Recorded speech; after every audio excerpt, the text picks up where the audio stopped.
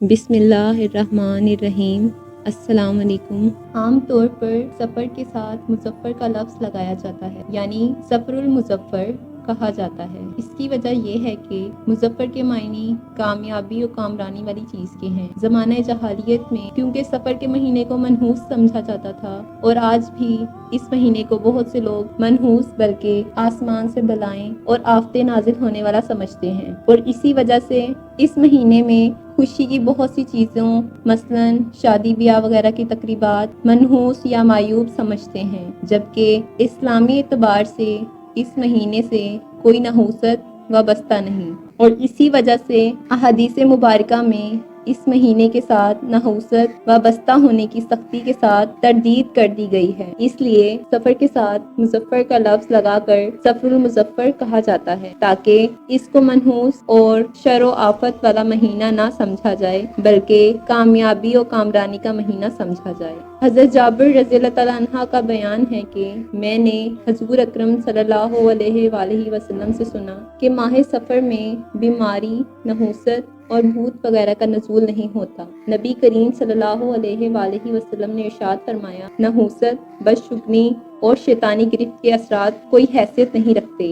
ارشاد نبوی ہے کہ ذاتی طور پر ان کی کوئی حیثیت نہیں، جو کچھ بھی ہوتا ہے وہ اللہ کی جانب سے ہوتا ہے۔ یوں کہہ دیجئے کہ زمانہ تو سارا کا سارا خیر ہے، کہ مہینہ اور کوئی دن بحیثیت مہینہ اور دن قطعاً منحوس نہیں۔ متبرک اور منحوس تو انسان کے اپنے اعمال ہوتے ہیں، اور انہی پر خیر و شر کا دار و مدار ہوتا ہے۔ حدیث قدسی ہے کہ ارشاد باری تعالیٰ ہے کہ زمانے کو برا مت کہو، کیونکہ زمانہ تو میں ہی ہوں۔ اس حدیث کو مختصر تجزیے کے بعد بلا خوف تردید یہ کہہ سکتے ہیں کہ ماہ سفر کسی طرح بھی منحوس یا غیر متبرک نہیں، بلکہ یہ مبارک اور محترم مہینہ ہے۔ بعض جگہ لوگ ماہ سفر المظفر کے آخری بدھ کو ایک تہوار کے طور پر مناتے ہیں، اور یہ سمجھتے ہیں کہ آخری بدھ میں حضور صلی اللہ علیہ وآلہ وسلم نے غسل صحت فرمایا تھا۔ اسی طرح ماہ سفر المظفر کو لوگ منحوس جانتے ہیں،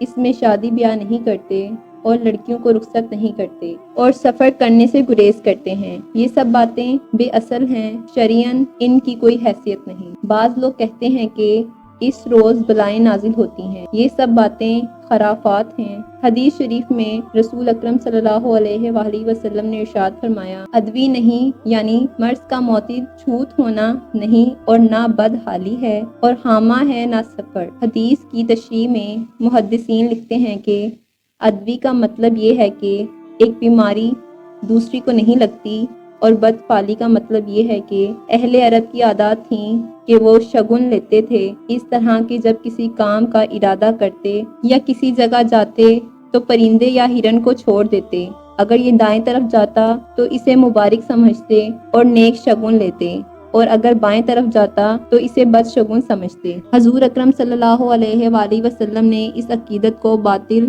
قرار دیا۔ زمانہ جاہلیت میں لوگ بعض دنوں، بعض تاریخوں، بعض جانوروں یا انسانوں میں نحوست سمجھتے تھے۔